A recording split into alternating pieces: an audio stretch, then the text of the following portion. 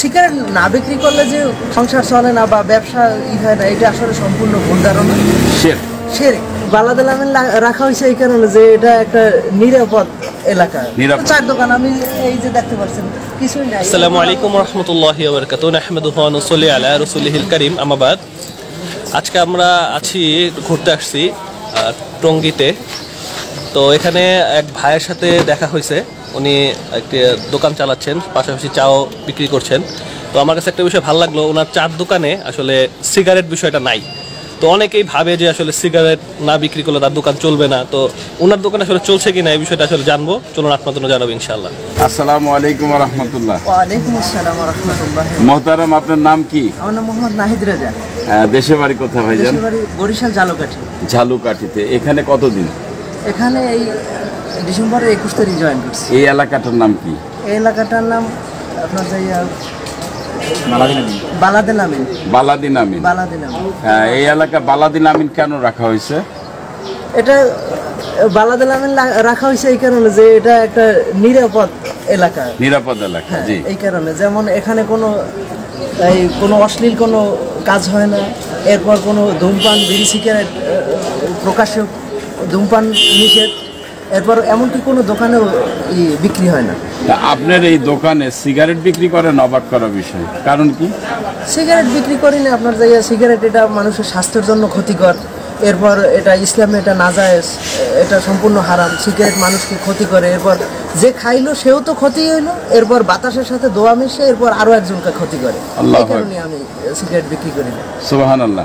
আপনার সংসার কি চলবে এই সিগারেট ছাড়া? বিক্রি হয়? আলহামদুলিল্লাহ, আল্লাহ পাক ভালোই চালাইতেছে, আল্লাহ পাক এর ভিতরই বরকত দিয়েছে। আল্লাহ যেন আপনাকে বরকত দান করে। আপনি এখানে কত বছর আছেন? আমি এখানে আজকে 5 বছর যাবত আছি। আপনি এই যে যারা বলে যে সিগারেট বিক্রি না করলে দোকান চলে না, এদের উদ্দেশ্যে কিছু বলেন? সিগারেট না বিক্রি করলে যে সংসার চলে না বা ব্যবসা হয় না, এটা আসলে সম্পূর্ণ ভুল ধারণা। শিরক। কেননা এছাড়াও আল্লাহ তাআলা চালাইলে ভালো করে চালাইতে পারে। সুবহানাল্লাহ। যেমন আমার এই একটা ব্যবসা প্রতিষ্ঠান, মোটামুটি ছোট 4 দোকান আমি এই যে দেখতে পাচ্ছেন কিছুই নাই, এরপর আলহামদুলিল্লাহ দিয়ে আল্লাহ তাআলা চালাই। আলহামদুলিল্লাহ, শুকরিয়া আছে। তো আমি আরেকটা প্রশ্ন করব, এই এলাকাটা বালাদিল আমিন কেন বা এত নিরাপদ নগরী কেন? এই এলাকায় আপনি যত শায়েখদের দেখবেন, সমস্ত শায়েখরাই হলো মদিনা ইউনিভার্সিটি ডিগ্রিধারী শায়েখ, এবং এখানে তার সহি আকীদার সমস্ত আলেম আছে। যেমন এখানে মুনজিরুল্লাহ স্যার আছে, ডক্টর আবু বকর জাকারিয়া আছে, ডক্টর সাইফুল্লাহ আল মাদানী আছে, ডক্টর শফিকুল্লাহ আল মাদানী আছে, এই আরো অনেক মদিনার আলেমরা এই এলাকায়। মাশাআল্লাহ। এখানে সব মাদানীরা থাকেন, এখানে কোনো বিদাতি আলেমরা থাকে না? না, এখানে কোনো বেদাতে আলেমরাও থাকে না, আর এই এলাকায় কোনো বেদাত হয়ও না। যে কোনো অশ্লীল কাজ বা ইসলামের বহির্ভূত কোনো কাজ এই এলাকায় হয় না। সম্পূর্ণ শরিয়া ভিত্তিক। সম্পূর্ণ শরিয়া ভিত্তিক এই এলাকাটা। সুবহানাল্লাহ। আমার টাকা থাকলে আমি এলাকা বাড়ি কিনে ফেলতাম। আপনি কি বাড়ি করছেন? না ভাই, ভাই কি বিয়ে করছেন? না, বিয়ে করছি। একটা মুমিনা মেয়ে পাবেন ইনশাআল্লাহ, দোয়া করি আল্লাহ সুবহানাহু ওয়া তাআলা।